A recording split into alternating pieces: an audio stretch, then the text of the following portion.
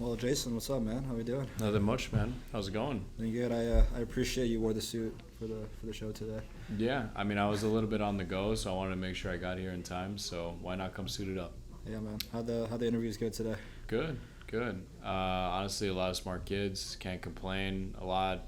It makes it honestly difficult to figure out who to take, because you have to realize like you don't want to be unfair. You want to give everyone like a fair and even chance. And because everyone's really talented, you don't want to feel like you're not acknowledging where someone is really good at one thing, while let's say someone else is good at another. So that's really the biggest takeaway. Just a lot of tough decisions we got to make. Yeah, I'm sure with all the people coming in, you're in your club. It's like a competition, right? So I guess with all these people coming in, there's people with different backgrounds of experience level, different abilities that they demonstrate in terms of how good they are at critical thinking. Yeah. So when you're looking at a candidate, like what stands out for someone who continues to make it through? Is someone you're looking to select? Like what stands out about certain people? What would you look for? I would say honestly, I think personality, like their ability to work with other people, like communication. I do think like that's a talent, and I think people can obviously train it, but people who are born with it are gonna probably have just that edge.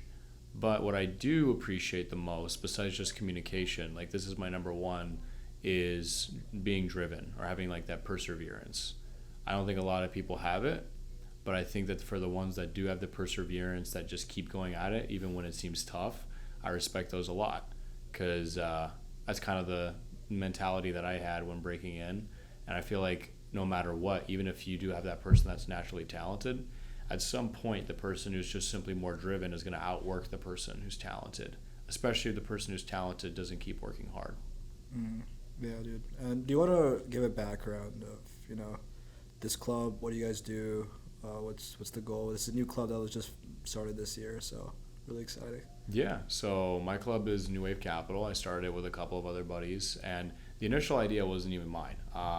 It was actually kind of funny how it all started out. So it started because a person, I knew he contacted me because we had like kind of a relationship, because he was curious how I was able to break into finance. I never knew anybody in the field, and I did well. And he gave me a call when I was working this summer, and he was like, hey, I got this cool hedge fund idea that I'm starting with this buddy of mine named Xander. And when I talked to them about it, they wanted to actually start a hedge fund, like an actual like firm. And I actually related to that a lot, because that's what I wanted to do when I started out. Like I remember when I was like pretty much at that age, like 18, 19, when I got to college, I wanted to start my own hedge fund, be Bobby Axelrod, and like drive the nice cars, make a lot of money. How many people actually get away with that and like start something from scratch? When let's say at like that level, that age and that level, yeah, very difficult, very difficult. I would say barely any, if none, because even the kids that have some level of insight because their parents were in it or they were born in like that kind of like status, start it later, because even they need to understand how the business works. It's very hard to just do it right out the gate. And so I think what I told the man and also Xander at the time was like, okay, the issue that you guys are going to have is not really the fact that you guys aren't necessarily good at investing. It's just there's no reputation. There's nothing for anyone who wants to be an investor to base that investment. There needs to be some type of history. And so that's the reason why even the most, esteemed kids that come from like very upper echelon areas tend to have at least a couple of years where they work under somebody or they do some type of project like research to do it. So I told, the two, like, hey, you guys should do research and build that reputation of making good calls, understanding the markets, and showcase it, so that if you ever want to go in the industry or if you ever even want to start your own fund, there's something that you can show. So this idea of the club was born when you pivoted from like this desire to want to start a hedge fund, but I guess with the goal of like through the experience you'll gain this year, with the stock pitch competition and just like all the research you'll do to figure out like how this works in the back end, that'll kind of set you up for either breaking into finance, a future in this career path, but also like the experience level of at least starting to take that first step toward potentially, starting your own hedge fund firm or something down the road. For sure. I think a lot of people, when they start like a hedge fund or they like think about it, They think, oh, I'm just going to be trading and I just got to make good calls, right? But no, it's a whole thing. You got to understand how to actually be like a manager and like a leader. Besides just being able to make good investments, you have to be able to know how to deal with people and understanding like the politics. So that's why I thought, for, Man and Xander, they should pursue a direction where they first get like a grip on what leadership is like at a small level, get the experience, get to know some people, and most importantly, get educated to figure out the different strategies and how the business works. And that's what we're also trying to do with everybody else who wants to be a member of the club. I've always struggled to kind of understand like what differentiates a hedge fund, because so just correct me if I'm wrong, but basically it's taking it one step further from just trading on your own, but now it's involving multiple people. So it's like you have more funds to work with because you have people, giving you funds like from, I guess you have large amounts of capital you're investing for other people who've invested in your hedge fund, or I don't know if that's the right terminology. And sure, now you have a group of people that are all kind of working collaboratively to make more of this money. So it's basically like trading scaled up with like so many actors in terms of money coming in and people involved in making more money. Is that just the difference, or? So that's the modern difference. Hedge funds didn't start like that. Actually, a lot of hedge funds, like the name suggested, were a vehicle to hedge. So they were a preservation tool. So if rich people with a lot of money wanted to figure out a way to keep their money up with inflation or other risks, they used to put it into these funds. Nowadays, hedge funds are all about beating the market at large, right? They're all about how can I boost my returns as much as possible so that I can get as many people to throw as much money at me. And I would say that's what a hedge fund has kind of become today. But before, it was more about wealth preservation and just trying to remain rich generationally, right? Do you want me to kind of explain more on like the functionality of it? So you got the GP and the LP. All right, I'm going to break this down because I know these are very big like business-y terms. Let's do it. But I'll do my best to kind of explain it to like a fifth grader because I know a lot of people don't understand these terms. And honestly, there's a lot of jargon that could be made a lot simpler. So the GP just stands for general partner. And then you have the limited partner, okay? So basically the GP is the fund manager. This is like an LLC, S Corp, C Corp, whatever. They're the ones that are actually doing the trades. And the LP is the fund. This is the pool that all the people are throwing money at. So the GP has control over the LP, and the LP is the investors, the GP is the manager. Kind of understood there? Kind of, yeah. Okay. I know it's complicated, but basically the way that this business makes money, the GP at the end of the day, is they charge a management fee. So every year, regardless of how well they do, they're charging you 1% to 2% on those assets. So if you're managing like $100 million and you got a 1% management fee, this manager or that entity, that business, is making $1 million a year, the GP. Okay. The LP is just the collection of money. The GP is actually the business. But if you have a management fee, and then you also have a performance fee, so how much is it performing above a certain like threshold? That's kind of where it gets complicated. So like let's say the GP, the manager, says, if I perform above 8%, because that's how much the S&P performs. If I perform above the S&P, I get a percentage of that like overage. So like let's say the performance of the fund was 12, but the S&P returned 8. That 4%, they can charge 20, 30, whatever percent. Of the 4%? Yes. Okay. Does that all kind of make sense? Yes. So that's the business of hedge funds, is they make their money on fees, specifically on outperforming the market and just simply holding your money. So if in a certain time period, if they fail to match or exceed S&P, yeah, you won't make any money? The GP? Or just like the management fee you would get? Yeah, the GP. Yeah, the GP would just get the management fee. Okay. But I guess if I'm working in a hedge fund, like I'm trying to, support the hedge fund to get as high a percentage as possible, just so that like a lot of my income I'll make will be from, the percentage I'm getting from that 4% or whatever the excess is. Yeah, it's a dual. So you're making money passively from that management fee just coming in, which is your cash flow. And then you have your performance-based income from how well you do above the market. And is that like the most of the money that comes in? Like, I don't know. What's like the difference in the amounts versus management fee versus that? It's a good question. I think it depends on the years. So if it's really good years where the markets are just doing very well, usually you'll see that hedge funds make a lot of money from that performance fee. But if it's like a bad year, where it's like a recession or a bear market, then you'll notice that they're not going to be doing too hot on the performance revenue side, but their management fee helps balance out any money they may need to like pay for their marketing or pay for their people doing their like accounting and stuff like that. Yes. So are there different kinds of hedge funds? Or do we categorize them based on like size, or how does this work? Yeah, so hedge funds fall into a couple of different brackets.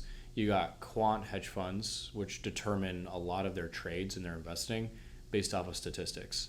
So like if let's say we know we have a quant hedge fund that is going to basically invest very aggressively, like in very risky stocks, based off of the fact that November and December as well as October tend to be very bullish months.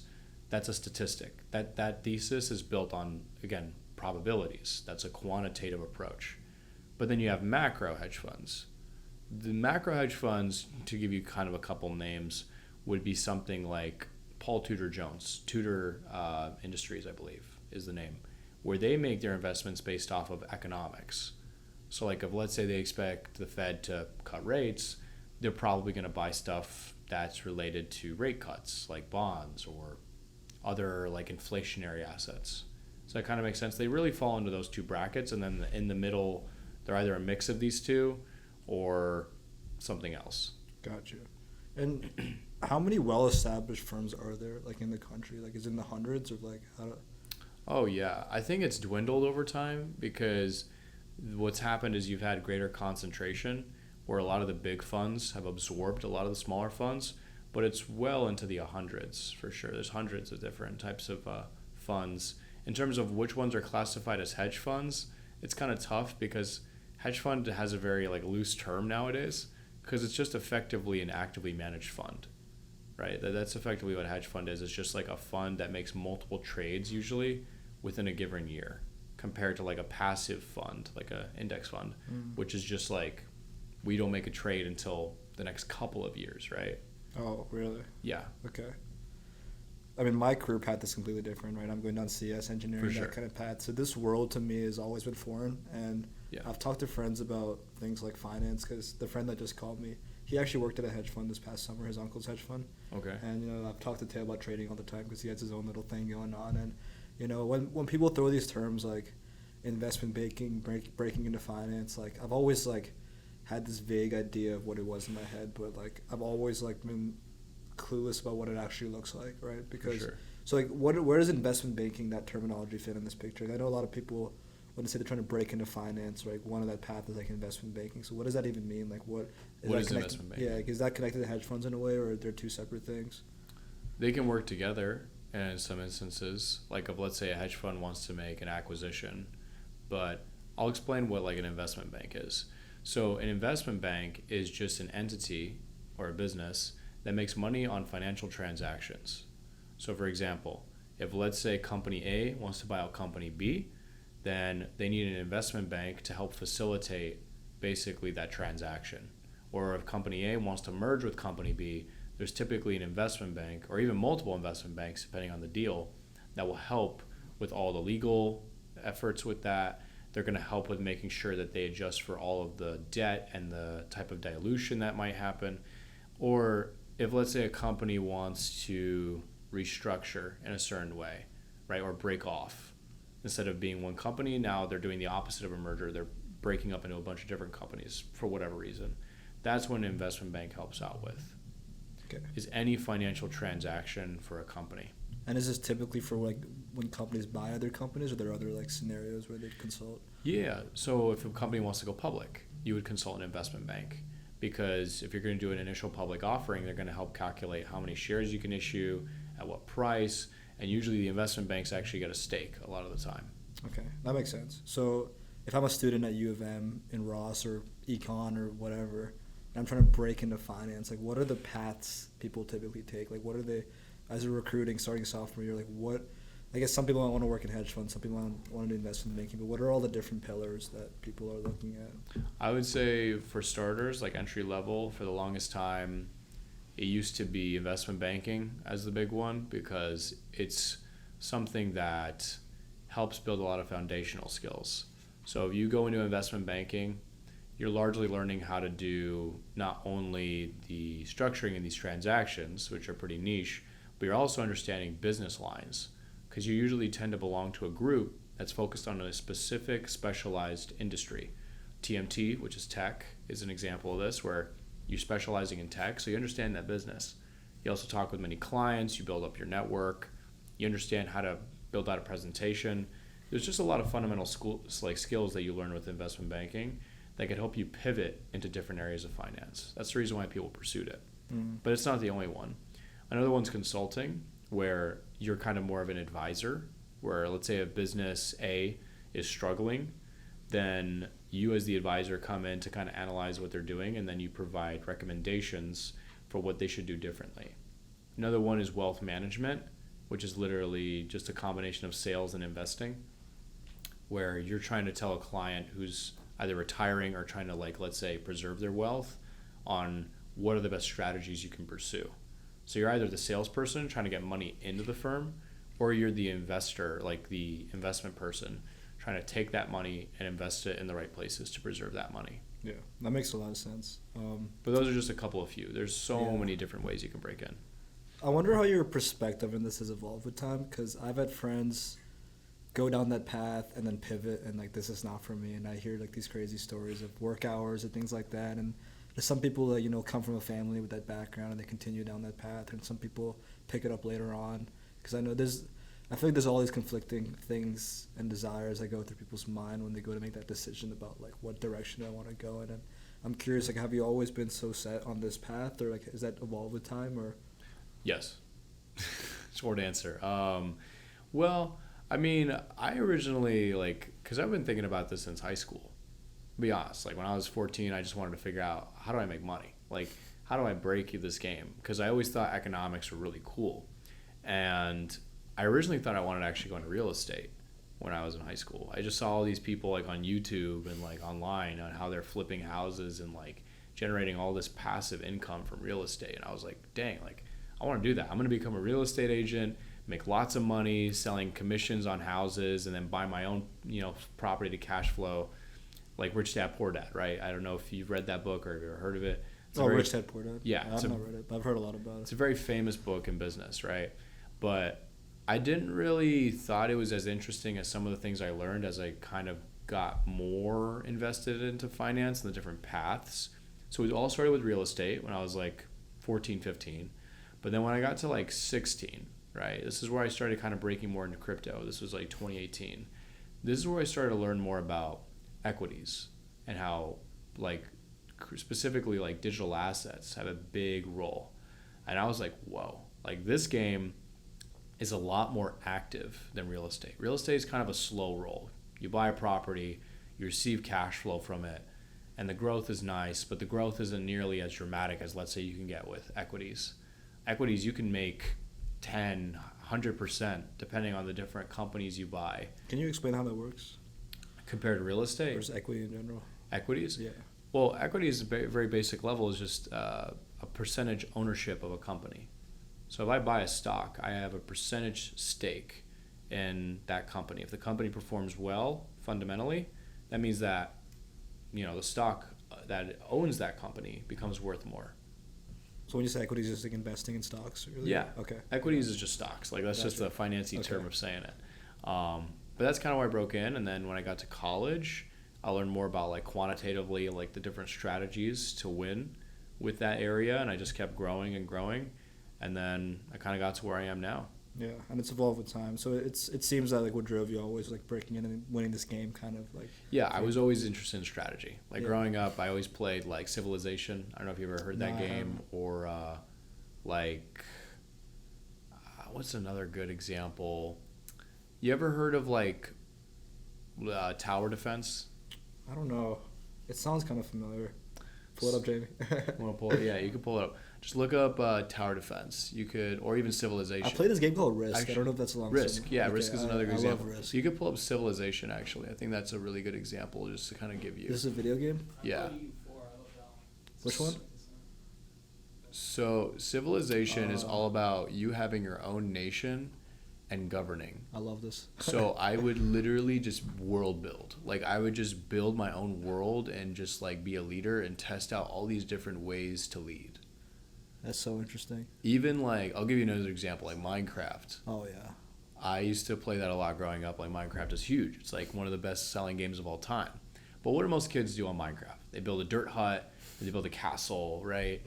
I would always build nations. A nation, okay. So like, what does that mean? This was like, yeah, I know, right? Like, what the heck? How do you build a nation in Minecraft, right? So when I was like 9 or 10, when I used to play with my buddies, because that's when like I was really playing video games. After I got to high school, there was no time to play video games. I was cracked on APs. But when I was like 9 or 10, we used to always get our group together, and we would start like a town.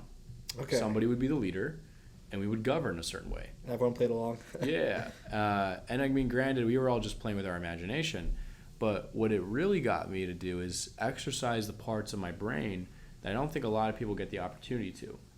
Strategy, understanding the different politics of people you're dealing with, how to like figure out human nature. And I feel like that was the building blocks for me to get into finance. Yeah.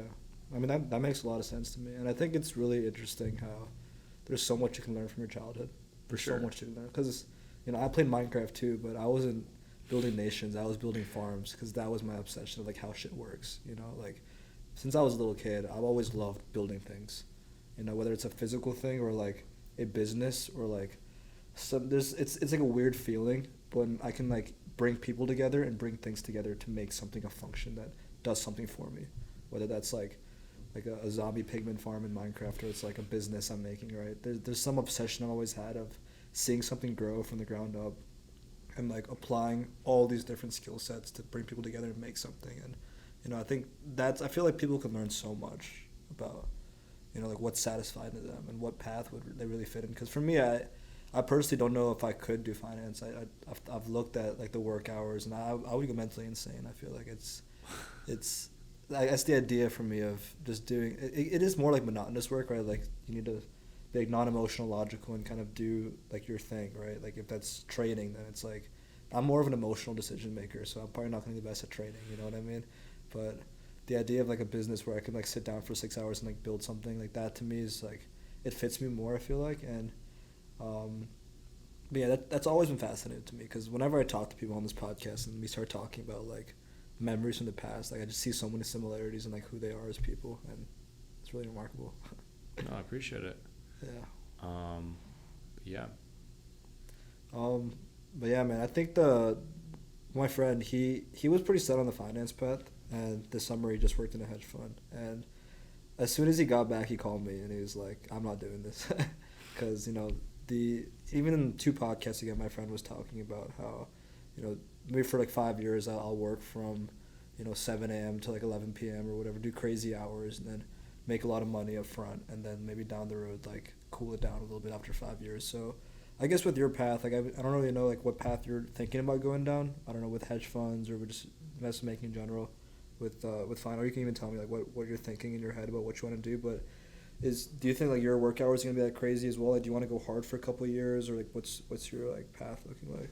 So, like, full transparency, like, I just finished up my internship this summer, New York City at BlackRock, so obviously had a lot of fun. Nice, man. And it was, like, a lot of exposure. I got exposure to the hedge fund and active side of things, exposure to private credit, even some areas of private equity, as well as understanding, like, the new wave of finance, at least in my view and what a lot of people's view is like, tokenization and how that's going to change the way things are all functioning. In terms of like where I want to go with that and how my work hours are going to look, a lot of that is outside of my control. Now, in terms of goal setting, like what I want, I think the first thing is I still need to learn in terms of what my choices are. And that comes with me taking on mentorship from those who have been in this industry longer than I have. But I've always been the type of person where there's a couple of things I like. I like building things kind of like you, where I like to work out some type of process by collaborating with people and kind of doing a lot of research with that. But I like communicating with people. I'm a talker. Like, I like sitting down and like team planning and like working out how we can do the next best thing, really. So whatever lies with me communicating and learning just a lot of, that's what I want to do. Yeah, that's exciting, man. So when you say getting mentorship, like what does that look like for you? Just like reaching out to as many people as possible, like seeing how they do things, like just talking to them. I think it comes down to me looking at people who are just like killing it in whatever they're doing, that are really excelling, and learning from them, learning from their lessons that they may have learned and what they can kind of tell me in that, and also seeing firsthand what their work looks like and seeing if it's something I like. Because I feel like we all say we want to do something, but we never actually get to see what it looks like firsthand. And so that's where mentorship can kind of come in and show you like, okay, this is what it actually looks like. Is this something you want? And that's where you'll be able to decide, I do or I don't. So that's what it looks like for me. Just really seeing with my own eyes what that work looks like and other areas that I can grow so I can excel even more. That's amazing, man. I mean, now it's your last year here. You're about to take off. I mean, what are the biggest things you've learned about the game being here? Biggest things. So what game? We talking about Just the finance game? Or are we talking about rizzing? Like, what do you mean? Yeah, I mean, just life, I guess. At that point, we can talk about whatever you want, man. But no, I will say, I think when it comes down to life, you gotta always just keep going. I know it sounds like a cliche. You hear it from David Goggins. You hear it from all these different people. But okay, what does that look like? And the best way I could tell you, that means not giving up when, let's say, a process works, and actually putting in the effort to try again and try differently. Because I feel like a lot of people, they keep going, but they don't change. Okay, like the change part is important, because if you don't change, then you're not going to see a different result. I think it was actually Einstein who said, if you keep doing the same process over and over again and you're expecting a different result, you're insane. So you obviously need to be driven, but you also need to be open. You have to try something new. I would say, in terms of like what I think I've taken away that I should have learned earlier, that I would tell like my freshman self to like win at this game, quote unquote, is have a plan as to where the end point is, organize it, and keep going. And if it doesn't work out with what you organize, reconfigure it, try again. Doesn't work, reconfigure it, try again. what's the end point for you? Shoot, that's a big question. I don't know. World domination? World No, domination. I'm kidding. I don't know. I mean, like, I think at the end of the day, it's all going to just have to come down to what I witness. Because I think I obviously want to live a life where I'll be able to have some level of independence financially, so I could be for the people that I care about, and really be able to spend my time doing a lot of the work that I am passionate about. But at the same time, I'm still trying to figure out entirely what that is. Building on my purpose, understanding where I could add the most value to people. And that's the reason why, even I said earlier, mentorship at this point is going to be very helpful for that. Yeah. I mean, we're all still young, right? And there's so much life ahead of us. And For sure. I guess it's hard to even pinpoint like what an end point is. Like where, like I don't know where I'll be 5 years from now. I don't think I would have known where I'm at right now 5 years ago. And I guess at that point, it's really just like, what are the things I could do right now to set myself up for, either figuring out what that end point is or like moving towards some end point. And also, even if you want an end point, like, it's a big question. Like, do you want to stop after that point? Like, and some people, you got to really think, especially like the high achievers, to them there is no end point, because by the time you reach that goal, you're gonna have something else. Yeah. So why limit yourself? I mean, it's funny because I always feel like whatever stage of life I'm in, whether it's today or 3 years ago or 5 years ago, I always had an end point in mind. I've always had like a goalpost, because for me it helps to know where I'm going, but it always changes. And I guess I've kind of accepted that. Like, I know my current end point is going to be not the final one, but at least like for my brain, like, it's been useful. Like, it's kind of hard for me to keep going if I don't have a direction, I feel like. And like, if you ask me that right now, I can probably name you like 5 things I might want like 5 years from now, but knowing that I'll keep evolving too. Sure. So I guess there is no end point either. Sure. Yeah, and I totally get it. I think the most important thing is learning how to balance being very driven, in that you're always making sure you're making some type of progress and not just remaining complacent at an end point, but also being content. Because if you're not content, or you're not happy or grateful for what you have, it's going to really mess you up psychologically. because you're never going to feel like you're enough. So I think it's about striking the balance where if, let's say, you're working towards something, keep working towards it, but always just take a second to look around and like appreciate the things that you have around you. Do you struggle with that? I feel like before it may have been a little bit more of a struggle because, again, especially in high school, like I remember I wanted to like shoot for the stars. Like I was always pushing and pushing and pushing until like just couldn't push anymore. In many ways, that's just my personality. I just like always want to keep doing the next best thing, right? But I think where I've gotten better at it is realizing what's motivating me to keep pushing forward. And that's what brings out appreciation. So why am I pushing forward? And for me, what I realized was I'm pushing forward for my family. I'm pushing forward for my friends. I'm pushing forward for the people who are really going to be by my side so I can give them not only like hope, but to reach a point to where I can support them like they've supported me. That makes sense, yeah. It's funny for me. I would say I am a pretty different person, and I say I'm pretty hard on myself, but despite that, I feel like I'm also a very happy person. Like Sure.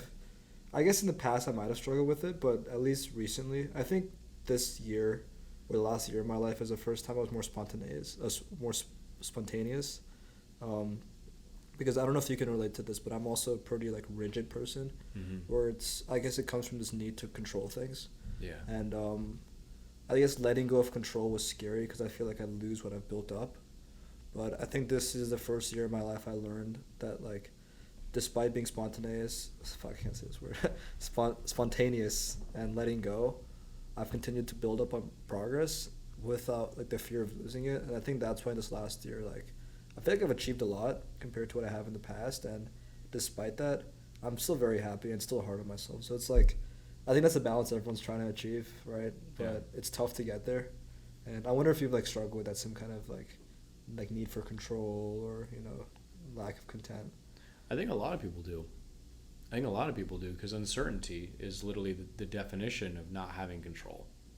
It's hard for anybody to like be fully comfortable with the fact that there are things that we don't know and we don't understand, because it's in human beings, our survival instinct to have some level of certainty that we're going to be okay. I think one of the ways that you can get beyond that though is it comes with maturity a lot of the times, because you realize at some point you're just like, okay, it is what it is. But one of the ways that I kind of have learned to kind of not struggle with that nearly as much is just remaining calm and patient and realizing that you may not be able to control the piece, but you can move the wind where the piece is going to blow. I know this is like a weird analogy, but the point is like you can't directly control where things are going, but you can indirectly control it by basically kind of shifting how things are moving. That's the best way I can describe it. Yeah, that makes sense. And I guess, again, and I guess I want to more or less answer your question more in depth, like when it comes down to control. I had a buddy of mine who told me, like, famously, like, you just got to let go of the handlebars. Because oftenly, the more that you try to control a situation, it actually works against you. And when you just let go and accept the fact that you can guide it, but you can't control it, then you're actually working towards the thing that finally is going to get you what you want. Yeah, I think I realized that this year. I think that's why, like that, the way you describe it, that kind of clicked in my head, because I remember it was this January where I think I came back from winter break and I think I was pissed off about something, and I guess my first reaction was I can't wait to go home and like plan this out, right? And then in that moment I realized that like thinking and planning never helped me achieve anything, and I guess I had this realization that my biggest moments of growth happened from complete random moments that I didn't have control over, that weren't like supposed to happen, whether that's like accidentally running into someone or just a random idea that popped in my head one day. I think that's when I realized that although like when you're stressed, you think that thinking and planning is the solution because thinking and planning might lead to the problem being solved, but like all it would do is put me in these cycles, right? And Yeah. I think when I stopped thinking and planning, like I kind of let the problem fix itself in a way, and instantly, like within like a month or like within a few weeks, like ideas just come to your head if you just let them come to you, right? If you stop trying to force them, if you just kind of sit back, relax, then ideas started coming to me, and like I think the whole year, like I've continued to build on those ideas, and it's like less stressful because it's like the first time I'm like, you don't have to think or plan, like you don't have to do that thing, you have to grip onto it, you can let go of the handlebars. So I mean, hopefully everyone can get to that state, but Yeah, I think the most important thing is remembering the fact that you probably should plan for yourself, what's in your direct control. Like if you can directly control what you should eat, for example, and you want to be healthy, then you should control that because you can control that, right? But for things like, I don't know, I know a big one, especially like college, is like, I want to meet more people in XYZ club, or I want to be able to break into like this social group, right? Whether it be like a fraternity or whether it be like a certain club, or if let's say you want to get a job at a certain place, and a big part of that's networking. The way that I would say that you go about that is realizing, like I said, you can't control whether or not someone directly likes you. That's just a fact. Now, obviously, there are things that you could do, though, to guide that. Be a good person, knowing how to listen to people, being considerate. Those things can help guide whether or not someone likes you, but the person's going to determine whether or not they like you at the end of the day. I feel like that's a really good example of knowing when to let go of that feeling of always needing to control, in that you focus on what you can actually control internally, but let the results just kind of pan out and glide as you move forward. Yeah, I don't want to keep building on all the analogies you put up, but there's this one thing that my friend told me that really stuck in my head, because he's a baseball player, and he told me that you can have like the perfect pitch in the world, like you can optimize every factor based on your training or the speed or the spin rate. You can optimize every factor in your pitch, but you have no control over like how good the batter is or what the batter does after that, right? Because you can throw the best pitch, and the batter might just accidentally get lucky and hit it, right? Or you can throw the worst pitch and he misses it. So it's like the outcome is not dependent really on what directly dependent on what you can do, but the more you optimize it, obviously the average rate of success will be different. But no matter how good your input is, like the output, like you have no control over that. And that one is like the best one. I think that's stuck in my head really to this day, because you really just have no control over the batter. You know, it can be shit or great. You know, if there's one thing I've learned, like the big takeaway when it comes down to this subject, like when it comes down to control, is there are no certainties. There are only probabilities. So might as well maximize the probability. Exactly. Like you optimize, just optimize. But again, if the result doesn't go your way, you have to be comfortable with that. That's tough sometimes, but I mean, over the long run, you do get the results. Of course. It always happens. Like there's no scenario where you try really, really hard and get nothing. Like you'll get something, you know. So. Of course. Yeah, man. I'm curious, like, what your freshman version of yourself was like, because I think when I talked to you today, you know, you seem like you got everything figured out in a way, which is great, you know, because, you know, you have this internship lined up, you developed all these skills over time. Like, I feel like I'm talking to someone who has figured out a lot of things in life, right, despite, you know, still having so much ahead of you. And I'm curious, like, were you always this way, or, like, what did you really build in college? Like, have you changed a lot since freshman year, or did you already have these skills, or, like, what do you think are the biggest things you've built? Oh, I appreciate that, by the way. No, I appreciate you thinking I got everything figured out, because let me tell you, there's a lot that I don't have figured out. But I will say I've always been polished. Like, I've always been good at, in my view, and I think view of a lot of people, like, I've definitely been, like, a good communicator. I've always been somewhat organized in what I wanted. Like I mentioned earlier, like I wanted to be in this field. I wanted to kind of do this industry. But where I grew personally in college that I didn't have as a freshman was the level of patience like I do now. When I was like a freshman, I was very just like, go. Like I was just like, I wanted to do everything all at the same time, always constantly taking on whatever I could without really fully thinking ahead and thinking like, whoa, like let's first try to strike the balance here, and really being able to like not be so spontaneous about it and erratic. And the best way I learned that really it was just over time realizing that we talked about like constantly trying to move it, like with that whole subject of control, is like not working. You should pursue, but at the same time, let things kind of pan out. I call it like a good analogy is like playing black on the chessboard. You need to be able to be good at knowing how to read your situation after something happens and preparing and then reacting, rather than what I was like as a freshman where I had a different philosophy. I acted and then expected, right? Compared to now where I prepared and then I react, right? I feel like the strategy, playing black on the chessboard, is actually smarter because it effectively does a very good job for you to basically take advantage of when opportunities present themselves. Yeah, I like that analogy a lot. And you know, when I talk to someone on this podcast, I've done like 124 of them. I feel like I already know how the podcast is gonna go because you get a vibe of someone, and immediately when I talk to you, like either today or in the past, I can tell that. I think from the tone at which you speak it, I feel like it's something you've either you've practiced or you're just really good at, communicating, right? And I'm a pretty obsessive person, so I think one of my biggest obsessions over the last year was improving my communication skills and talking skills, and honestly just human nature in general. Yeah. Right? And I think as someone in business and something you've mentioned a lot, like it seems like that's something you're interested by as well. And for me, I've learned a lot from just like videos and just practicing like what it means to be a good communicator. But I'm just curious in your eyes, what makes a good communicator and how does one improve their communication? Because I don't know if you noticed, but I'm a pretty fast talker. And, Sure. I don't know if you noticed that when we were like hanging out before we went out or something. Like I talk pretty fast, but I think I've learned to slow it down in the podcast. I feel like when I talk on the podcast and hear myself, it sounds very different than how I talk in person in general. Because I've practiced slowing it down, small things like that. But with all the things someone can do, like what do you think stands out in someone who's a good communicator?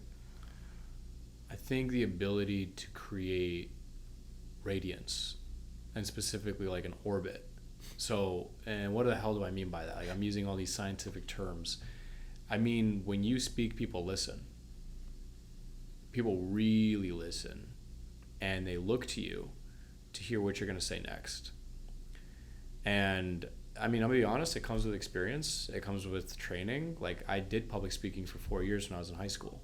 I used to debate at Berkeley, Harvard, like guaranteed. Actually? Yeah, actually. Wow. I made it very far. I was state champion, like in Nevada. I was the best speaker. You're from Nevada? Yeah. That's sick. Best speaker of Nevada. And I went to school in Las Vegas. And that was achieved because, in my view, at least like looking back, like introspecting, I kind of had a natural talent to an extent, but I trained it. I figured out what I liked. I figured out what I was good at, and I just kept training it very early. And it's not to say that other people can't.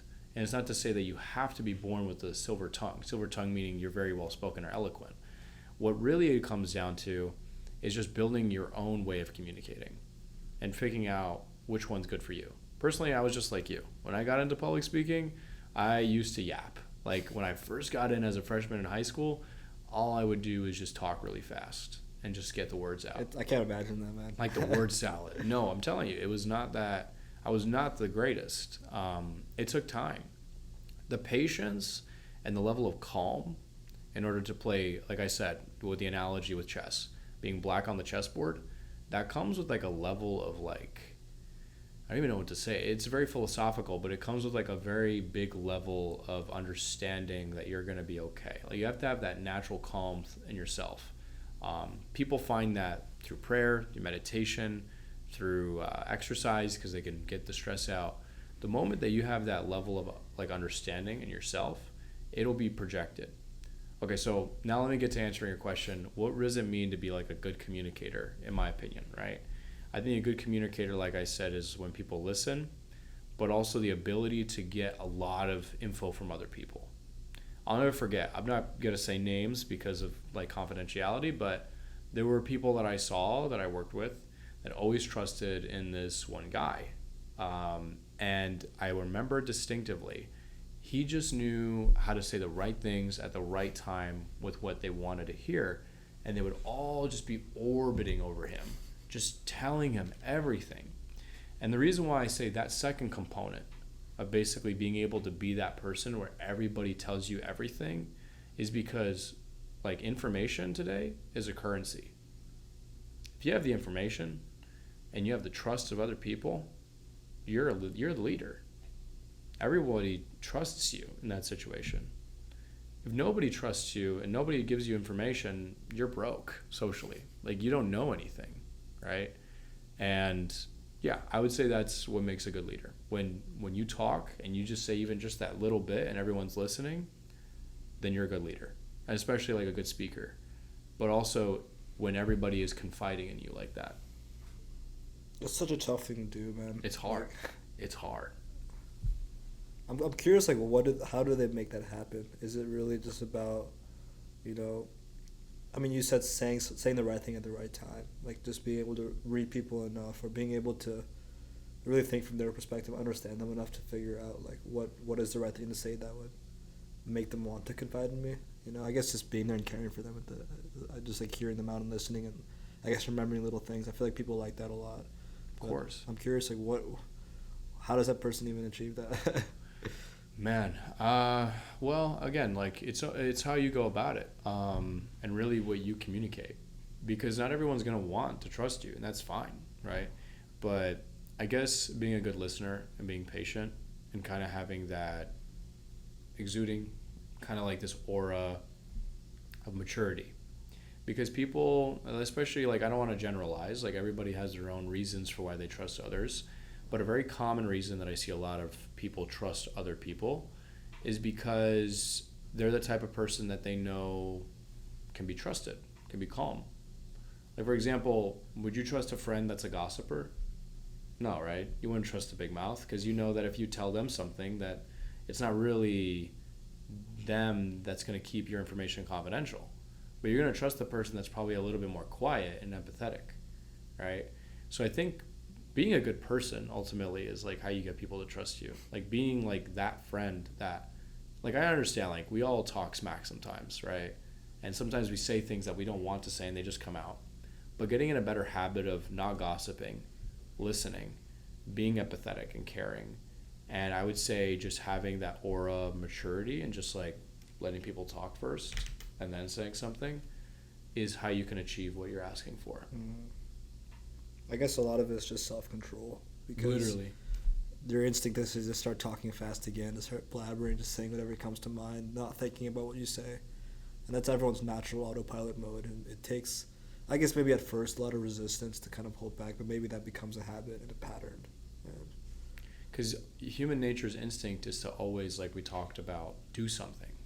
You always got this voice in your head where, let's say if there's a little bit of silence in a conversation, say something. Don't let it be boring, right? You don't want to be boring. You have to live up to something. And it's everybody, right? It doesn't matter. Like everybody feels like they have something to prove, especially like at our age where we're just building out our lives. We feel like we have to like be perfect, especially with like being Gen Z. But what you have to try to get in the habit of is realizing like, no, it's okay. Like there's a moment of silence. That's fine. I'll let them fill it and just listen, because I'm getting to better understand them in order for me to say something that's actually going to be meaningful. Because if you're just talking just to fill in like silence, you're just yapping. Like there's nothing actually being said, you know what I mean? Yeah, it's just noise. Sometimes silence is more powerful. Literally. I did debate in middle school too. Okay. And then I did a year or two in high school, a public forum debate. And it's funny because my perspective of debate is just like fast talking, getting as much. I don't know if you know like public forum. I don't know what you did, if that was public forum or something. I did different. all. So I did my freshman year especially. I did policy, public forum, Lincoln Douglas, and Congress. I stuck to Congress though. Okay, because from my perspective, what I've seen in public forum is just fast talking, getting information out, like a lot of yelling, aggression, and. Is that what your debate kind of was like? Like, what is, you said Congress? Congress, yeah. What's that like? Oh, that one was fun. I did policy, which, do you know about policy? I don't know. I'm not too familiar, no. You're good. So public forum is like baby policy. When I got into policy, dude, it was about cramming 300 to 400 words a minute. Like, these kids were spreading. In fact, if we can pull up a video of a kid spreading real quick, that'd be pretty funny. Cause I've seen some in public forum. Yeah, well, no. You got to understand. These kids are on a different level. I actually have this video. If you want to go on YouTube real quick, that'd be funny. Yeah. I hope the audio works so it could. Yeah. But literally just go on YouTube and then look up speech and debate. I think it's Lexington. Look up policy debate. Lexington.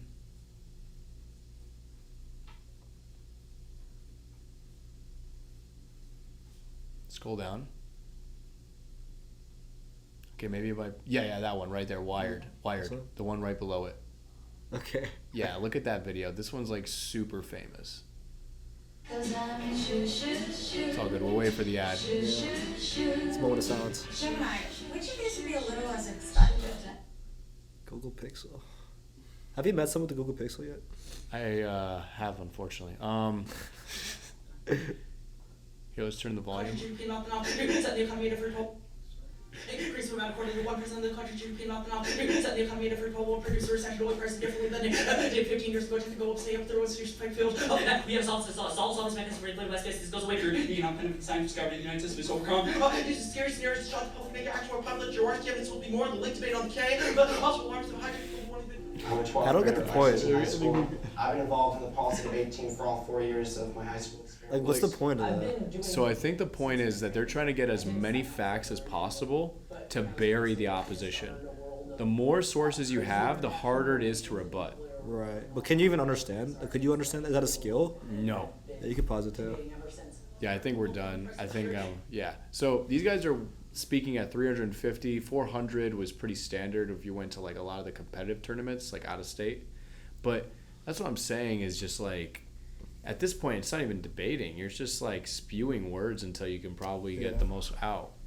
Public forum, I hope, wasn't that bad. I mean, the typical debate did not look like that, but there were a few that were like they would. I saw some videos of people like, that was at like the highest level, but I think the breathing kills me the most. Like that, it's like a tick, right? Like I don't know. I kind of feel bad, but it's not. No, it was not like that for me. But I get it. I actually did public forum. My first tournament with public forum was here in Michigan. Oh, really? I came here before I actually was it in attended. person for you? Because it was before COVID, right? It was right. It was weird. It was weird. I think it was like right after. It was my senior year. They allowed it to be in person, and I just remember like it was about blockchain. I think it was like cryptocurrency. Do you remember that topic? What year was this? 22. I think I quit by 22. Okay. Yeah. But like 22 is when I did it. Like it was I think crypto topic. We were talking about like whether or not cryptocurrency is beneficial. But yeah, and so like that's what I did for a while. But I did really good at Congress. Congress is like, imagine if Super Smash Bros was a debate style. So you walk into a room, and you got 28 other kids, right? And they're all 1v1ing. Like they're all just against each other. Yes. Oh wow. 28 kids in a room.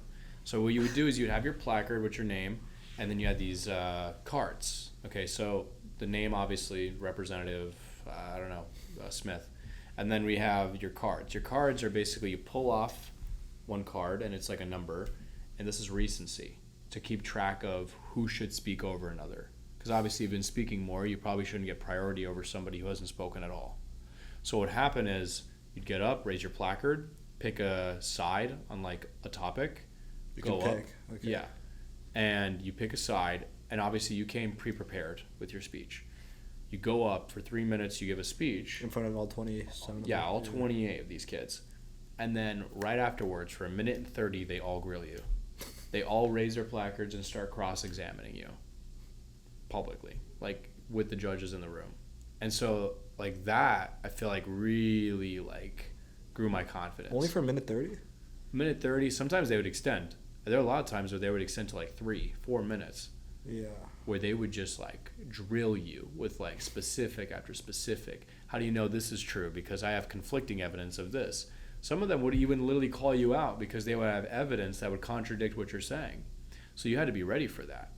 So really, I would say like Congress was really a good breaking point for me to get good at public speaking, because besides the other debate events where you know how to say things clearly for people to hear, you got to be able to know how to be comfortable with the whole room being against you potentially, and knowing how to build alliances so that people didn't like, trample over you in a sense. That's very interesting, man. I mean, it's really just about thinking on the spot. Yeah. Or being so prepared enough that you can also handle the pressure of being attacked at all these different angles, the composure you need, the ability to communicate clearly despite like all the noise. I think that definitely makes you stand out now. For sure. I can see that's probably built a lot of character in you. Man. Well, when you got like 28 people in a room and I got to do this every weekend. Every weekend? Yeah, every weekend. I'd wake up at 7 a.m, go to the tournament, wouldn't eat anything, and just like grind it out. Congress. Did you intentionally not eat anything, or I didn't eat anything because I felt like eating something slowed me down. Like I would really get slow. Like I'd be very slow if I ate a lot. So I would just be like angry, like when I go, because I'm just like I had So nothing hungry. to eat, and I'm just ready. I know what that feels like. Like yeah, no, literally, right? And then each round, by the way, I didn't even mention this, is 3 hours long. Yes, yes. You would be in these tournaments for 3 to 12 hours. You'd get there at 7, you'd end at 8. You'd be in there for a long 8 p.m. 8 p.m., bro. Because then we had, Why'd you do this to yourself, man? dude, it built character. I'm so glad you did. But also, it built very strong connections with the people I was around. Because imagine, I'm with these people, like my team from high school. I'm with them like all day on a Saturday, every week. You build a really strong weekdays were connection. preparing for this, right? Yeah. Yeah, man. This was like class 2.0. I was not done with class at the end of the school day. Like, homework was nothing. This was my drive. Like, figuring out how am I going to prepare to be number one. And I'd say that competitive mentality all started there. So do you just like to win? Did I like to win? Or like, is that what drives you? You just like to win? Or I mean, yeah, it's a lot of it. But I especially like to win, not for myself, but I like to win to give hope. I think that's a big part for me. give hope. What does Give that hope. mean? Meaning, like, I didn't grow up, like, particularly with a lot of, like, people who were good at public speaking. I'm kind of, like, grassroots, really. And I would say, like, I want to give hope to the people that weren't born with those talents or even didn't have a lot growing up, to at least have hope that it can be done. And that's kind of my whole motivation behind it, is, like, especially what I'm telling myself, whether I'm competing in a tournament, like let's say high school Jason, right? I'm doing this to give hope. I'm doing this to give the kids that are looking up to me, the people in my community, hope that you can do it. It is possible. It can be done. Yeah, I like that, man. So you would travel to a new state every weekend? Like, was that how serious? Or that was a couple times a year? A couple times a year. Like, usually we'd go in the winter time. So we went to Arizona State a lot. Like, that was always tradition. Can you drive there from Nevada? Is that Yeah, so we would Okay. literally just get on a bus. We would Okay. take the bus to a lot Vegas of the there? western states. Was that Phoenix? Tempe. Tempe. Tempe. Okay. And then we would go to Carlsbad sometimes, because that was also another big school. And then we went over again to Cali a couple times for San Fran, for Berkeley. Dude, that's sick. Yeah, Berkeley was fun. And then Michigan was another one. We had to fly there. Harvard was also insane. Harvard was tough. Like, the Was it? kids were cracked. They were cracked, The Boston man. kids? No, Or just the because competition level? everywhere. You have kids from Miami, North Carolina, wow. Texas, New York. You have kids flying all over the country coming just to debate. Like, guaranteed, like, statistically speaking, I probably already met a president. You think so? Yes, because of how Did they all many- start like with debates and like debating and shit? Or debate is a very, at least when I was like growing up, and I know we're not that much different in age, but at least like to kind of give you an example, like before, it was a very like elitist type of group, because you would have to pay a lot of money to travel and pay a lot of money to like train yourself. Like, public speaking in of itself as like a skill was a very like reserved skill, because it's powerful. If everybody knew how to speak like very professionally and like also knew how to speak in a way that could like reach people, it's very like tough to want everybody to know the secret sauce. I hope that makes sense. No, But like yeah. that's just the way it was. that's really cool, man. Yeah, no, it was fun. Yeah, I mean, I have good memories. Like, I think it was a big program at my middle school.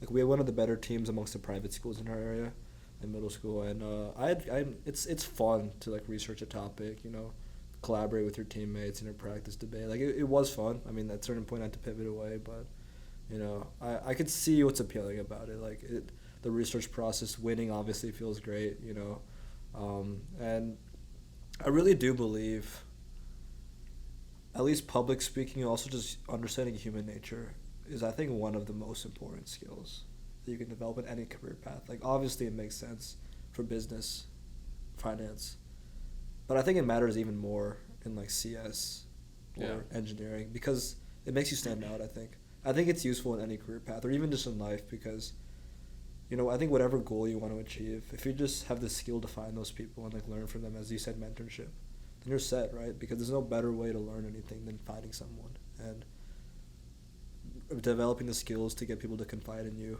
developing the skills to speak well, developing the skills to just understanding people. Like, I'm glad I spent so much time these last few years working on that, and I think it really came from me wanting to do better on the podcast, but I saw it improve every aspect of my life. I guess it's one of the things I'm interested in. It's just so cool to me. I really think that it's like such a valuable skill for people to really think about, because I guess like the developing the skill of human nature, like that doesn't like sound like something people like think about at the forefront of their brain, like, oh yeah, what does that even mean? But Yeah. I feel like it's so cool. Yeah, no, I do too. Again, like highly encourage like reading about the subject, because I mean that's a part of the reason like a passion of mine is philosophy, especially like psychology, understanding how people think and kind of like the different ways to approach that. Again, it's a really deep subject, and honestly, it's probably boring for a lot of people, but I think it's cool. And I assume you think it's pretty cool too. Definitely. Are there like books and stuff you've read? Have you delved into this or? Yeah, I think like if you want a recommendation, I think a really good one is Meditations Yeah, I've read by Cerelius. Yeah. I think that book is like a 10 out of 10 for sure. Really? Yeah. It was a tough one, man. It was It like is. yeah. I was trying to understand what he was saying half the time. No, it is, because like it sometimes feels disconnected from our lives, but then you realize also there's a lot of like stuff that's applicable, because human beings, even though things have technically changed with technology, there's a lot of principles that still ring true. What are the biggest takeaways you think you had from Meditations? I think my biggest thing is like not being a yapper, like that. The stoicism mindset, I think, there's a lot of value to it. And that's, again, where it kind of came down to with, like, being calm, and how I've kind of gotten better at being patient is instead of just complaining about something or instead of saying something is a problem, just fix it. That was my biggest takeaway, is, like, say less, do more. Yeah, I think there's this illusion that talking can kind of act as like a shield almost, that, or like a illusion, really, that if I say something, I can like get in their head and they'll believe it, but you can't like fake the real value you provide. Of course. And I think people see right through you. You know, if you're the guy that talks and doesn't do anything, like people see right through you. You know, like no word can cover up the fact that you don't provide value, I guess, which is like, I guess my takeaway from what you said. And I think that one thing that was really cool about that book was just like the pure way he would reflect about himself, right? The pure simplicity approach to like life and this like thinking. You know, it's like not something like I guess physical I can like take and like do, but it's more just like it kind of reframed my brain in a way like for you maybe that's like not yapping and like being simple, just getting something done, right? Like there's such simple ideas, but I think it really shows how important that is. And you know, human nature never changes, whether it's 1,000 years ago or today. You know, there's so much similarity, and I guess simplicity has always been like something to lean toward. Yeah, no, I totally agree. Yeah, Totally agree. Have you read any of Robert Greene stuff? Oh, you're talking what, like 48 Laws of Power? Dude, those books, man. Yeah, so I mean, I did because I was just curious because one of my buddies brought it up, and I don't know. My take on it is it's dark. It's really dark. I think that it's interesting because if you've read the book, he's taking the perspective of real historical people on how they basically went about it, right? And like these different laws. But like, I think the dark part about that book is you don't want to practice it, but I think where it might be helpful is knowing when you're the one who might be in a situation where someone's trying to use these manipulation tactics to have power over you. Mm-hmm. I think that's where it could be helpful, is at least knowing for yourself when you're being manipulated, or perhaps when someone's trying to have power over you. I agree. I mean, it's not one of those books where you say, okay, I'm practicing law 1 today, I'm practicing law 2 today, and then I get to finish your victim complete. Like, how do I practice that one today? It's more just like, okay, this is how shit works. Like, this is just the world, and it is a little bit darker how it's projected than how it might actually be. But while that being said, you see like parts of it, like even if it's not as extreme as how it's described, you see like parts of it play out in day-to-day life, and it's better than just like when I'm living life, I'm like, oh yeah, I can understand why that happens the way it does now. And it's like, oh shit, like someone's trying to fuck with me now. And I've seen a couple of those moments every now and then. It's cool because it might be dark, but I feel like it's also very accurate, which is like my take. Yeah, because I think there are dark people out there. Like, there's no doubt. Like, there's toxic people. I think that I call them battery drainers. Like, people who are just there to either just bring others down or just manipulate or to control. you got to really be careful and understand when they're doing that to you. And sometimes the really good ones you can't even tell, which is why I would say like reading the books like 48 Laws of Power can kind of help you figure out of whether or not you're dealing with a person like that and how to navigate it. But again, I'm the type of person to say, figure out what the dark side looks like, but do it in a way where you're figuring it out so you could be gone with those types of people, so that you can bring out good, you know what I mean? Mm-hmm. Not just only perpetuate the dark side. Yeah.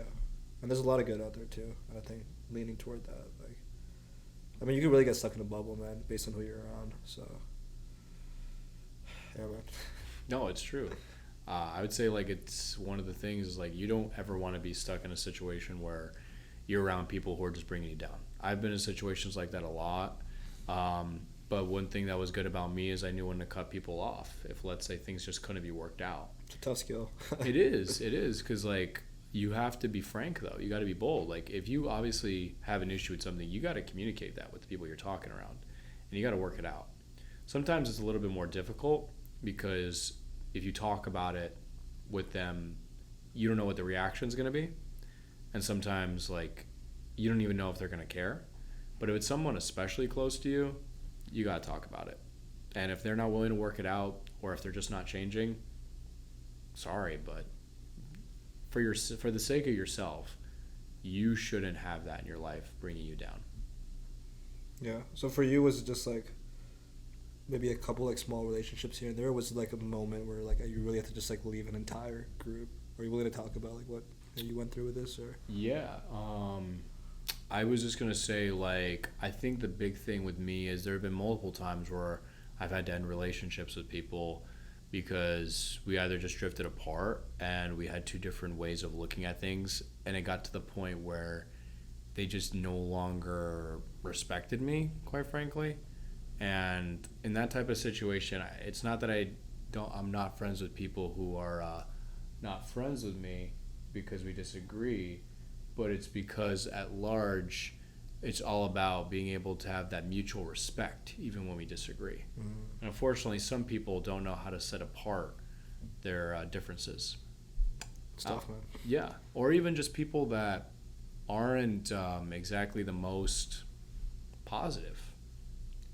Like if someone's coming with me with like a hard time, I don't mind talking to them about it, trying to work them through. But it's different when people just don't want to help themselves in some kind of way. It all starts with yourself. You gotta put your best foot forward and at least try. That's why I think I mentioned before, like with talking about what's like a really good quality I look for in somebody, that drive, that resilience to keep trying even when all else fails. That's a big part of being like a battery charger instead of like a battery drainer. Is like the battery drainer is just going to always be in perpetual somber and constantly give up. But what I try to do, and it's not always easy, and what I try to encourage people to do is like keep trying. Don't give up. I know things can get difficult, but there's always some way to work it out. Yeah, man. I feel like in recent years I've never had a moment where I have to like completely leave like an entire group or something like that, but I think I do have a bad habit of like trying to make people who I want them to be. Like I get really excited when I think that, you know, I found someone who's like great, and I put way too much trust in them, and then those moments where I get disappointed because I try to make them to be someone they're not. And I guess I've also learned with time, like I'm a pretty outgoing person, and sorry, my dad was calling me. I'm a pretty outgoing person, so I love connecting with other people, and sometimes like I try to force it too much. But I think I've also learned with time that like really defining like what you look for in people, right? And you're pretty clear on like the skills that or the values really that are important to you and your friends. And I guess over time I like developed more of like what that is. Like I like a driven person as well, or really for me that just means someone who cares about something, right? I mean that just makes you human. I feel like you just have something to do with your time, you know? Yeah, and like I want to really emphasize, like it's not about being cracked. Like what really matters to me in terms of values is honesty, really being able to be someone that I can trust in, and somebody that doesn't perpetuate negativity. Yeah. You know? As long as they let you paint the best painting you can in your life. That's all that matters, right? Literally. So, yeah, dude. What's the best book you've ever read? Best book. I would say, I don't know. That's a tough one. Meditations was pretty up there. I put it definitely like A tier, almost close to S tier. Wow. It's very good. I feel like people either love it or hate it, but It is hard. I mean, it is a hard book. I think for my favorite, I would say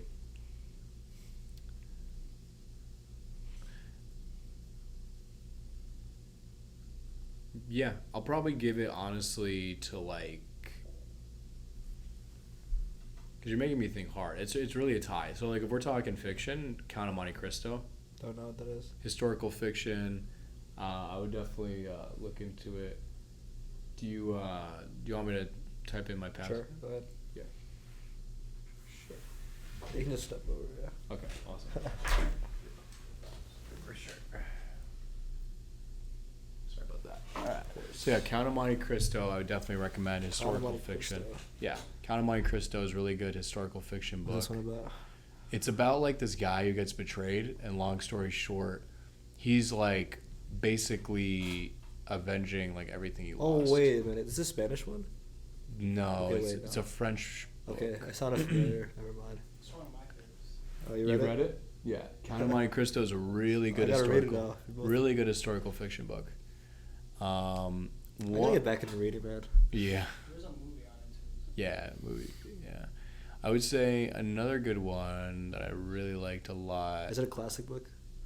Yeah, You like the classics, huh? yeah. No, I am a big classics fan. Yeah. You ever read the Iliad? The Iliad that's Homer. Yeah, I think I read the Odyssey. Odyssey's good. Yes. Iliad, I I'd read the recommend. I mean, dude, I like the Odyssey a lot just because of like I'm a big like adventure guy, adventure exploring like that. This world to me is like pretty cool. So, and I should probably like mention in high school we had to learn Latin. It was mandatory. You had to. Yeah. Is that and some we- Vegas thing or what? No, that was just my high school. Right, Most so- people they just learn French or Spanish, but my school was very big on like the classics. So we would learn about Greco-Roman history a lot. Oh. So like the Punic Wars, understanding like the different empires and history, and it was very like classical. I would say that's probably a big influence as to why I always pick the classics, is because that's what I grew up with. Mm. No, but some of these, I mean, they're classics for a reason, and they're Yeah. so well renowned for a reason, right? I mean, Have you ever read Frankenstein, yeah, the original? That's a good book. That one is crazy. Yeah, that one made me think a lot about life. That was a good book. Because it really it really asks a lot of questions about the way we see the world. I like books that make me think about shit. Literally. Yeah. Yeah, literally. And that's what a book's for, right? Yeah. I used to be big on reading. I think it's gone down year by year. I think junior year or 2 years ago, I read like 20 books that year, and then like last year was like 8, and now I've read 1 book so far this year. Gotcha. I mean, I feel like I've just prioritized other things because it's like I don't think I waste a lot of time, but it's like if I have free time, I'd rather do something else and read. And it's kind of fallen out of my routine, but at the same time, it's like I'm curious if I should make more time for it, if it's important enough. And I feel like it's some degree it is to me, but I'm just trying to think about like what's worth sacrificing for it. I mean, we all got things to do, especially like in college. Like you're expected to socialize a lot. Like you have so much going on. I feel like reading kind of gets thrown to the back burner, but that's not a bad thing, because I feel like a book is kind of like a guide. That's kind of always how I thought about it, or like just something to entertain yourself with if you're seeking that. But I always liked books as more as like guides, and sometimes in order for the guide to even be useful, you have to experience it. And that's the whole point of real life. Yeah, I think that's probably the shift I went through because most of the books I read were like self-help books, like Robert Greene's books and Human Nature books, and all like the classic self-help books. You would really like. Have you ever heard of Tony Robbins? I think so. Look if you want Was to he look a this up. golfer? No. Tony Robbins is like a motivational speaker. This one was a pretty good book. What's it called? Awaken the Giant Within. I've heard of this one. Did he write another book too, or? Yeah. Okay, no. Yeah. This one was a bestseller. It's a really good book. Yeah. His whole thing is you have to think big. And the way that you're able to like really take control of your life, quote unquote, that's his whole big philosophy, is you got to be open, you got to think big, and you have to just go for it. He's like kind of that mentality. I like that. Yeah, I might check this one out. But I feel like since I've read so much self-help book, I feel like at a certain point I just hit the thing. You hit the like, wall. I'm like done. And then I went and actually lived life, and then I actually did all this shit. You ever received enough help? Yeah, I think I've made it far enough. I think that I do want to make a shift now and read more of like the classics. I think more just books that are not like a guide, but books that are more just to get you to think. Because I feel like that's the stage I'm at right now where I just want to think about shit, like I guess life as a whole, or just like the way the universe works, or the way we interact with people. I feel like that's like the stage I want to get into in terms of like my reading time. Because I feel like I already do enough in terms of like stuff that progresses my goals. I guess I want stuff that like gets me out of that world and like think at the larger scale things. But that's where books like the Iliad, books like the Count of Monte Cristo. Yeah, I mean, these are books that touch on so many different aspects of human nature, probably, right? Or through a story of like people going through experiences. And I think I want to shift more to reading those kind of books. Like I don't know if you watched the E-Man podcast, right? They talk about 1984. Like that one really sounds so interesting to me. So maybe if I do get back into reading, like maybe one of these breaks, I'll shift to some of those. Yeah, I would say George Orwell. All of his books are pretty good. You ever heard of Animal Farm? I think I've read George Orwell book. I'm trying to remember which one. Wait, he has other books too, right? Yeah, he wrote Animal Farm, 1984. Oh, okay, George. Okay, sorry. I forgot he's a 1984 guy. Okay. Yeah, I've not read any of his books. Yeah, that one was interesting. Animal Farm. Yeah. The whole concept is about communism. Yeah. And then Is that the cover? No, that is not the cover. That is someone else's work. Animal Farm. Yeah, I think I'll check out the Count of Monte Cristo. That one sounded pretty interesting. It's a really like dense book because it's. Excuse me. No, you're good. It's really just about a lot. Like that book has just so much like adventure in it. Yeah, if you like adventure, yeah, I love that. The Count of Monte Cristo is huge. There's even, I think if you look it up, you can look this up. I think they did mushrooms. Sorry? Yes. Look up Count of Monte Cristo mushrooms. Wait, like in the book? Yes. What do you mean? I'm pretty sure, or something like the characters in the book? Yeah, I'm pretty sure that they actually plot of poison. That's funny. Yeah. I'll actually read this one, so I'm gonna.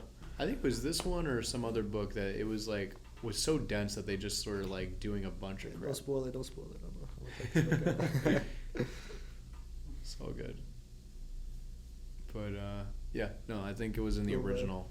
Yeah. Because there are books, obviously, like when they get to like school, they get censored. So the uncensored, like long version has like a bunch of different stories. Oh, is that underground? Is that hard to get? Or? Yeah, that's the underground stuff.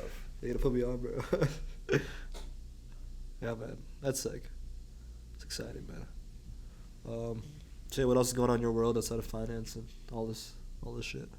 Outside of finance, pretty much just a lot of like new wave, and I think another big one is just working out. Yeah. Yeah. How's that going? Good. I went on a cut recently, and I've just been maintaining. Where pretty much I started my bulk in May of last year, and I went from May all the way to around, I want to say August. I went from like 180 to around 220. Oh wow! I blew up very fast, and then I maintained that from pretty much August to around like March, where I just kind of. Oh, so this is last year. Okay. Yeah. Okay. And then after March of 2025, that's when I started my cut. So then from March all the way until around July, I get shredded to 40 pounds. That was this year, right? Yeah. Because when I met you, you were pretty lean, so. Yeah. And then I kept shredding. The lowest I got down to was 167. Oh, wow. I was 9%. And that is crazy. That was harsh. Like, generally, I'm a skinny guy. And, it's not very hard for me to lose the weight. But that took effort. That actually took effort to get down that lean. Yeah. Because you have to be able to maintain your activity at a really high level, but then also be able to maintain your lifts, if not actually continue growing stronger, and then be consistent with your diet. It's tough, man. I'm kind of going through a bulk right now. Okay. I over my time I started at 100 pounds. Like in high school, I got up to 140, and I cut down for the first time near the end of the summer. Okay. Just really taking a break, and I went down to like 128, and I looked pretty good there. But I think I really want to hit like 150 before I cut down again, which is like what I'm going through right now. Okay. I'm at 136 right now, but I'm like stuck there, kind of. So I'm just trying to break through that and hopefully get up to like 150, and then kind of, get to like 140 lean, 135 lean. But I guess we'll see where that moves. Has the whole thing been tough for you? So do you I guess as a skinnier guy, do you think it's harder for you to bulk or cut, or? I think it's harder for me to bulk, for sure. Like, that was actually my biggest issue for a long time. Like, when I was in high school, I tried to bulk. I did it clean, just eating chicken and rice, and trying to get the calories in a clean way. But it was tough. Because, like, I was eating 5 times a day, just straight up chicken and rice. I just wouldn't see as many gains. I saw the most amount of gains when I kind of, like, allowed myself to eat a little bit more and to reach the surplus. Because my main constraint is the calories. Because you cannot gain more muscle without some type of caloric surplus, generally speaking. I mean, you could obviously, if you're like a newbie, like lifter, then for sure you can gain muscle without having to be in a surplus because your muscles have never been exercised. But if you're somebody who's been exercising for like a year or two, you start to see a diminishing effect in your returns, right? You don't see as much muscle growth, which is why you have to be in a surplus. So I'd say biggest takeaway is like, if you're a skinny guy like me, you're going to definitely see that the bulk is going to be harder. And when you cut, it'll just come right off. Yeah. Did you start eating more unhealthy when you got that calorie surplus, or like how did you get to that surplus? Honestly, like a lot more. I mean, yeah, it wasn't exactly the most healthy. I ate a lot more pasta, for sure. A lot more bread. It's not okay, bread. It's not that bad. I mean, it's not terrible. Like some guys are doing like shots of olive oil, which I don't understand. Shots of olive oil?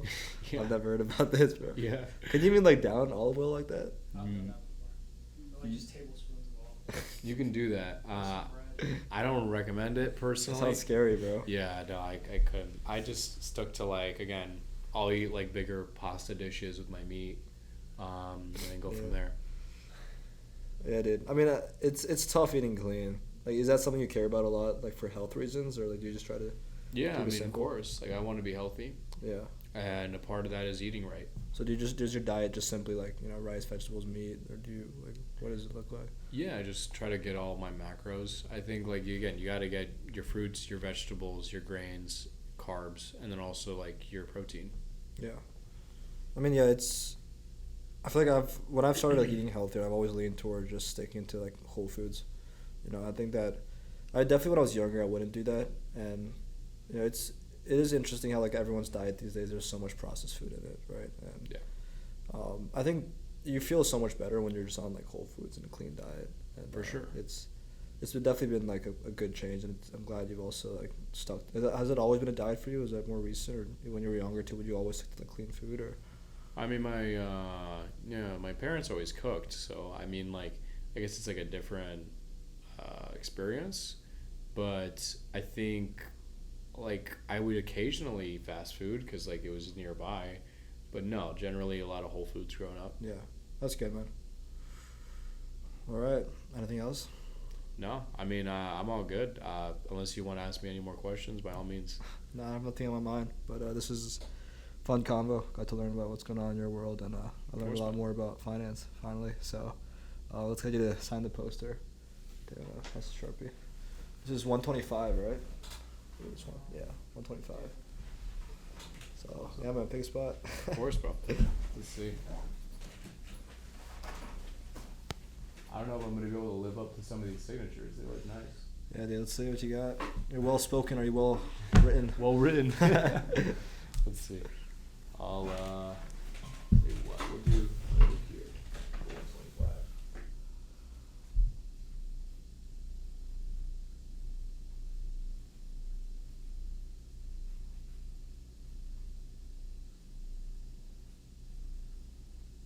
Just put a little dollar symbol or something too. Why not? Yeah, man. I wonder if you can find Eman and Xander. Let's see. They were 120 what? 122. 122. Okay, I feel like right there. Perfect. Yeah, man. That's funny. All right. Well, thanks for coming on. Where's bro? Peace.